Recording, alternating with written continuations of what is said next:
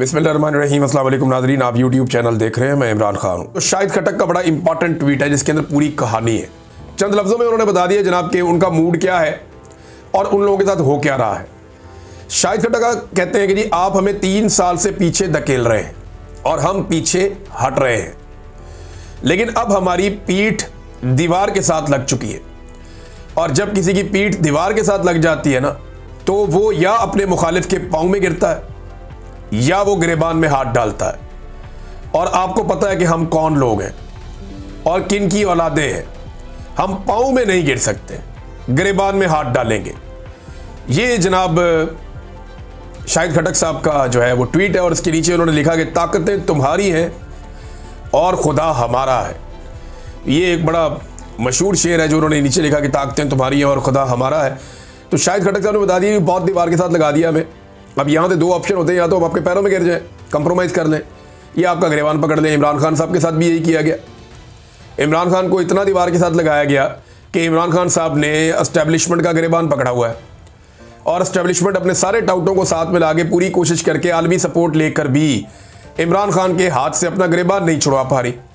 और पाकिस्तानी अवाम ने भी एस्टेब्लिशमेंट को दबोचा हुआ है।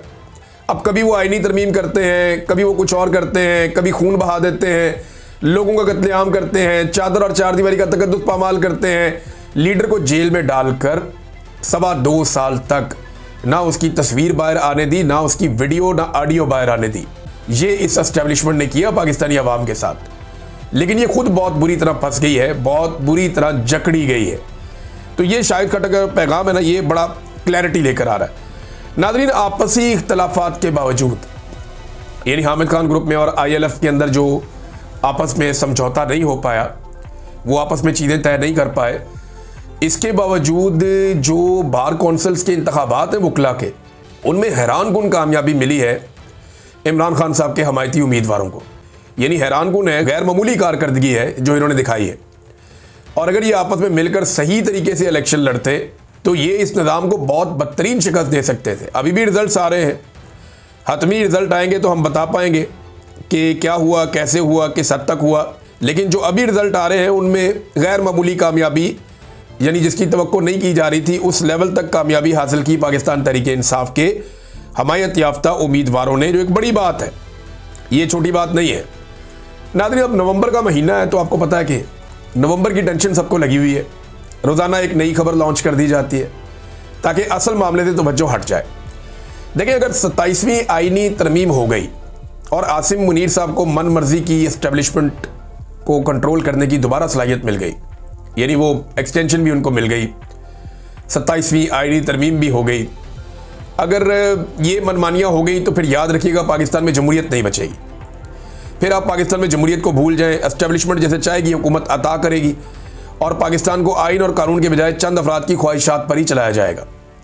रियासती इदारों के मुंह को मैंने आपको बताया पहले ही खून लग गया है।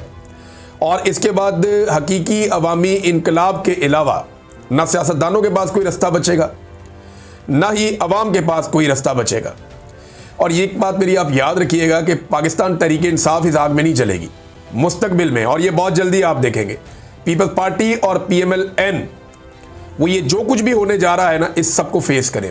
मैं आपको दोबारा कह रहा हूं कि आज जो कुछ भी हो रहा है, बज़ाहिर पाकिस्तान तहरीक इंसाफ इसके रास्ते में खड़ी होकर इसको रोकने की कोशिश कर रही कि हम इसे रोकेंगे, ये नहीं होने देंगे। लेकिन याद रखिएगा कि जब ये निज़ाम पूरी ताकत पकड़ लेगा और पूरी तरह से जमहूरियत तबाह हो जाएगी, तो पीपल्स पार्टी और PMLN इस आग के अंदर जलेंगे और वो भी इस लड़ाई का हिस्सा बनेंगे। देखिए, उस वक्त फिर कोई और रास्ता नहीं होगा ना, रास्ता होगा ही नहीं कोई और। उस वक्त आपको इनकलाब लाना पड़ेगा, अवामी ताकत इकट्ठी करनी पड़ेगी और फिर ये काम होना ही होना है इस मुल्क पे। आज नहीं होगा, 2-4 साल 5 साल बाद हो जाएगा। हो सकता है कि उस वक्त यही सिस्टम मौजूद हो एस्टेब्लिशमेंट का, हो सकता है सिस्टम तब्दील हो गया हो। इससे बचना है तो इसका एक ही तरीका है कि अवामी मैंडेट का एहतराम करते हुए पाकिस्तान में इंसानी हकूक़ की जो पामालियाँ उनको बंद किया जाए, ह्यूमन राइट्स जो हैं उनकी वायलेशंस बंद की जाए, आज़ादी इज़हार राय दिया जाए, अदलिया को आज़ादी दी जाए। तो ये सारी चीज़ें अगर पाकिस्तान में की जाए, रूल ऑफ लॉ हो जाए, तो फिर शायद इससे बचा जा सकता है। अदरवाइज़ बचने का दूसरा रास्ता कोई नहीं है। ये सारे लोग कटहरे के अंदर आएंगे और जल्दी आएंगे, क्योंकि हालात पाकिस्तान के बहुत बुरी तरह से तबाह हुए हैं। वज़ीर-ए-आज़म हाउस में एक ब्रीफिंग दी गई है, बल्कि एक वार्निंग है जो वज़ीर-ए-आज़म हाउस में दी गई है शहबाज राणा साहब ने इसके हवाले से खबर भी जारी की और कारोबारी हजरात गए थे वज़ीर-ए-आज़म हाउस में। उन्होंने जाके वहाँ पे मुलाकात की और वज़ीर-ए-आज़म को उन्होंने वाजे करके ये बता दिया कि हमारी जो बरामदात हैं वो बहुत तेज़ी से गिर रही हैं। देखिए, किसी भी मुल्क का जो इन्हिसार होता है, पाकिस्तान जैसे मुल्क का, कि पाकिस्तान में ज़र मुबादला है, वो चंद चीज़ों पे होता ना। या तो सयाहत आ जाए पाकिस्तान में, या बहुत बड़े पैमाने पर रेमिटेंसेस आ जाए पाकिस्तान में, या बहुत बड़े पैमाने पर पाकिस्तान में सरमायाकारी आ जाए। ये तीनों चीज़ें तो नहीं हो रही, ये नहीं हो रही। अब एक चीज़ रह जाती है कि या तो आपकी एक्सपोर्ट्स बहुत ज़्यादा बढ़ जाएं, जो चीज़ें आप पैदा करते हैं या बनाते हैं वो पूरी दुनिया में आप भेजें, और इतनी बड़ी मिकदार में भेजें कि आपको ठीक ठाक डॉलर पूरी दुनिया से पाकिस्तान में आ जाए। तो कारोबारी हजरात ने बताया कि जनाब, हमारी जो बरामदात हैं या हमारी एक्सपोर्ट्स हैं वो बहुत तेज़ी से गिर रही हैं, बहुत रफ्तार से नीचे जा रही हैं लगातार। इमरान खान साहब के दौर में बहुत पीक पे चली गई थी, अब बिल्कुल नीचे जा रही हैं। नई सनतें लगने की बजाय पुरानी सनतें पाकिस्तान में बंद हो रही हैं, ये बताया गया उन्हें। गैर मुल्की सरमायाकार मुल्क से भाग रहे हैं। आप कुछ करें, अभी कुछ ना किया तो बहुत देर हो जाएगी, ये शहबाज शरीफ को बताया गया। और अब एक फार्मूले पे काम किया जा रहा है कि टैक्सेस को कुछ कम किया जाए। कोई 1100 अरब का लगभग बोझ है जो खजाने के ऊपर आएगा कि टैक्सेस को कम किया जाए। पहले ये अपने अहदाफ पूरे नहीं कर पा रहे, IMF इनके गले की हड्डी बना हुआ है, और अब अगर ये टैक्सेस कम करते हैं तो दूसरी तरफ फंस जाएंगे, क्योंकि कारोबार को बढ़ाने के लिए आपको टैक्सेस कम करने पड़ेंगे। लेकिन अगर आपने टैक्सेस भी कम कर दिए, IMF के उसूलों के खिलाफ आप चल पड़े, IMF के साथ आपने फड्डा भी ले लिया, आपने टैक्सेस भी कम कर लिया, और पाकिस्तान में फिर भी सरमायाकारी ना आई और कारोबार ना बढ़ा, बरामदात में इजाफा ना हुआ, तो फिर आप क्या करेंगे? वजह यह है ना कि खाली टैक्सेस तो एक रीज़न नहीं है। या मैं बरतानिया में इस वक्त मौजूद हूँ, इस मुल्क में जितने टैक्सेस हैं शायद दुनिया में ऐसे जालिमाना टैक्सेस ना हो, लेकिन लोग ये टैक्सेस देते हैं, यहाँ पे धड़ाधड़ कारोबार करते हैं लोग।